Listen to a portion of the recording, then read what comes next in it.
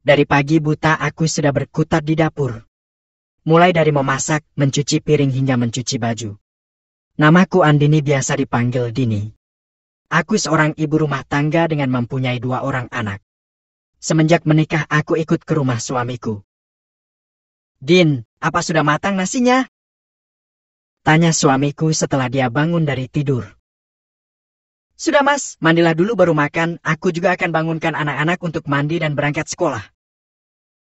Jawabku setelah dia duduk di kursi dapur. Anakku yang pertama namanya Davin, dia umur 8 tahun, dan yang kecil Risa umur 6 tahun. Ia memang jarak umurnya hanya 3 tahun saja. Hari ini hari Sabtu, biasanya hari ini dia akan memberi aku uang belanja. Mas, sudah ada uang belanjanya?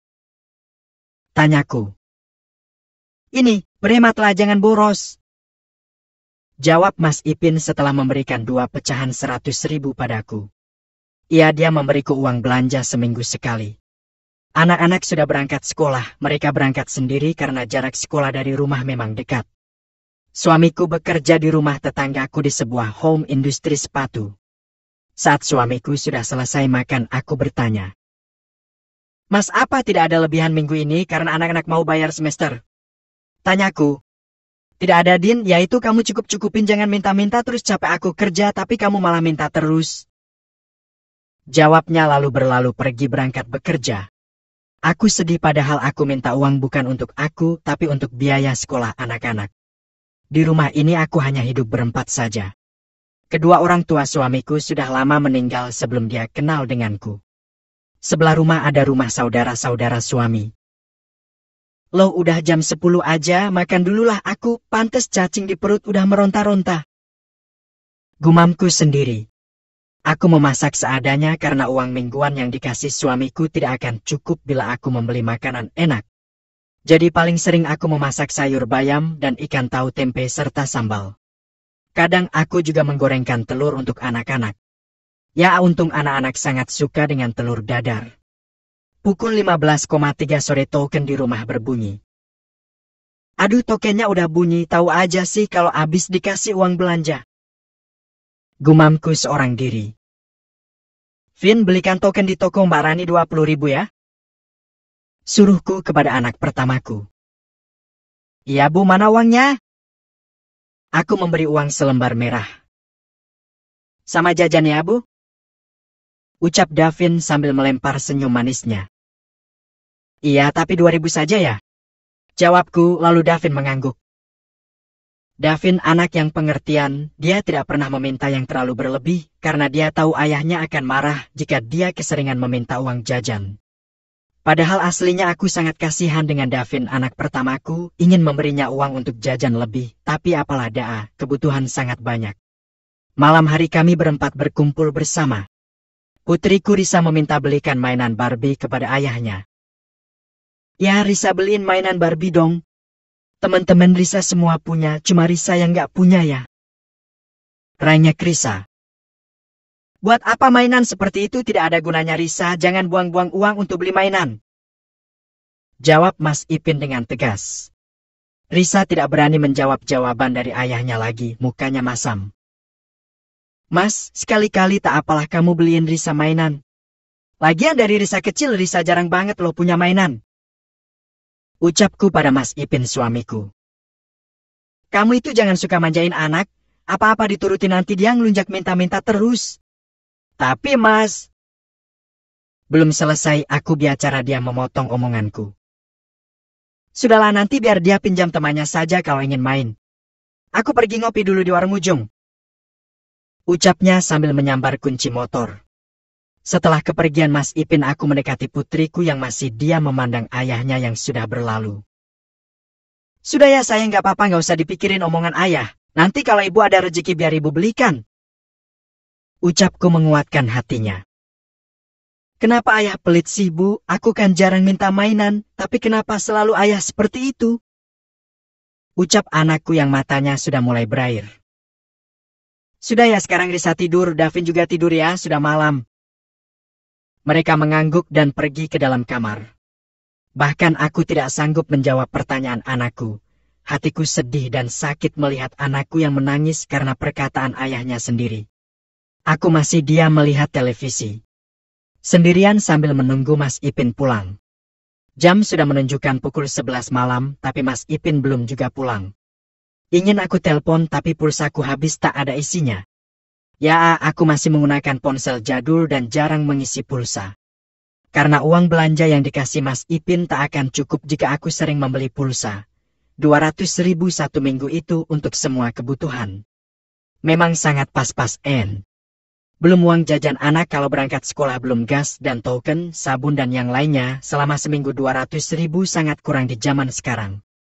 Tapi aku tetap bersyukur walau mendapat belanja 200.000, Mas Ipin masih bertanggung jawab memberiku nafkah. Setelah menunggu lama dan tak kunjung pulang, akhirnya aku tertidur di depan televisi yang sebelumnya sudah kumatikan. Din, bangun, ayo pindah ke kamar, kata Mas Ipin sambil mengguncang pundakku pelan. Kok baru pulang, Mas? Aku melihat jam sudah jam 0:40 dini hari. Iya, tadi banyak bapak-bapak kumpul di warung, jadi gak enak kalau ninggal pulang dulu. Udah, ayo tidur, ujarnya sambil berjalan ke dalam kamar. Aku mengekorinya sampai ke dalam kamar, aku rebahkan tubuhku tapi entah kenapa aku masih belum bisa untuk tidur kembali. Aku memikirkan banyak hal dalam pikiranku sekarang. Kadang sampai terbesit pikiran sampai kapan hidupku pas-pasan seperti ini. Entah jam berapa akhirnya aku terlelap lalu terbangun ketika mendengar azan subuh berkumandang. Seperti biasa di pagi buta seperti ini, aku sudah melakukan aktivitas para ibu rumah tangga. Aku memasak nanti saja karena ini hari Minggu, kuputuskan untuk mencuci baju terlebih dahulu supaya nanti tinggal menjemur saja. Saat mencuci celana Mas Ipin, aku menemukan uang dalam kantong celananya. Apa ini? Wah, rezeki di pagi hari, hihihi. Gumamku dalam hati. Walaupun cuma 5.000 rupiah, tapi kalau menemukan di kantong yang tidak sengaja sangatlah senang. Iya kan ibu-ibu, hehehe. Betul apa betul? Uang 5.000 ku kantongi dalam saku dasterku yang sudah sangat pudar warnanya ini. Aku melanjutkan kembali aktivitas mencuciku. Tidak seberapa banyak cucianku karena kadang aku setiap hari mencuci atau kalau lagi malas setidaknya 2 hari sekali. Jam sudah menunjukkan pukul 6, aku bersiap menanak nasi. Setelah selesai mencuci beras, aku meletakkan pada mejikem. Tiba-tiba ada suara memanggil dari luar. Dinen, Dini, saudara ipar suami. Dinen, Dinen. Aku tersentak kaget mendengar panggilan yang menyebut namaku. Segera aku berjalan keluar untuk mengetahui siapa yang memanggilku. Mbak Ella, ada apa, Mbak? Tanyaku kepada saudara ipar suamiku. Ini loh Din, ada sayur kare, aku tadi masak kare, makanlah sama Ipin dan anak-anakmu.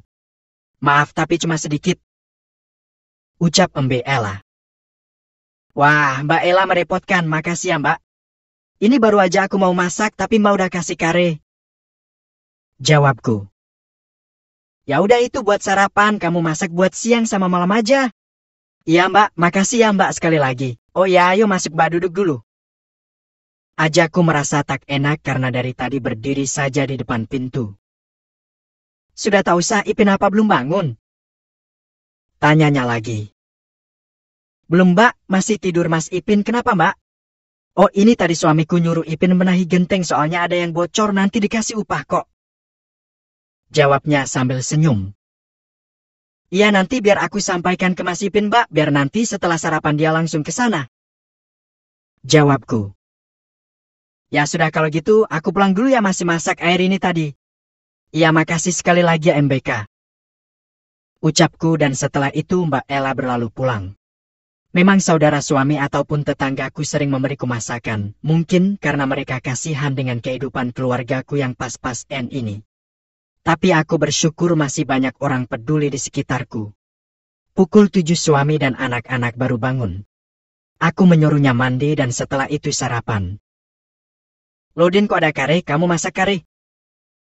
Tanya Mas Ipin. Gak Mas, itu dikasih sama Mbak Ella tadi. Lagian aku juga gak berani beli ayam Mas buat kare, sindirku. Kenapa gak berani? Tanya suamiku dengan polosnya. Ya iyalah Mas, kalau aku beli ayam terus keperluan yang lain ikut siapa? Banyak banget mas keperluan yang belum tertutupi Jawabku dengan nada jengkel. Kami makan berempat bersama, tidak di meja makan.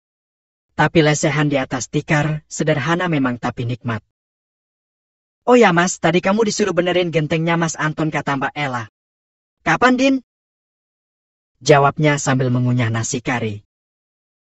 Tadi sih aku bilang nanti setelah kamu sarapan kamu akan ke rumahnya. Ya hari Minggu aku pingin santai Din, kenapa kamu nyanggupi gitu ke Mbak Ella? Ujarnya dengan muka sedikit jengkel. Tadi katanya dikasih upah. Kan lumayan mas buat tambahan kamu buat jajanin anak-anak. Ya gak bisa lah Din, uang jajan anak-anak itu ya ikut kamu. Katanya sambil menatapku.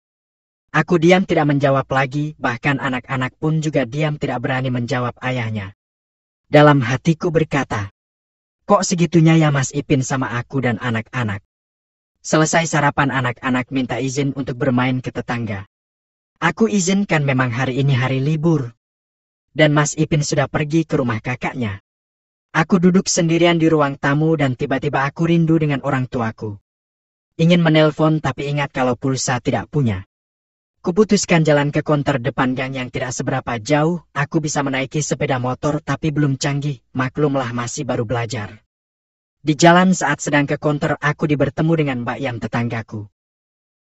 Din mau kemana? Tanyanya padaku. Ini loh Mbak, mau ke konter depan mau isi pulsa.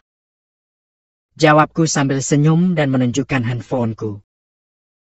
Walah emang masih bisa ya handphone kamu itu? Kok kayaknya udah gak layak pakai?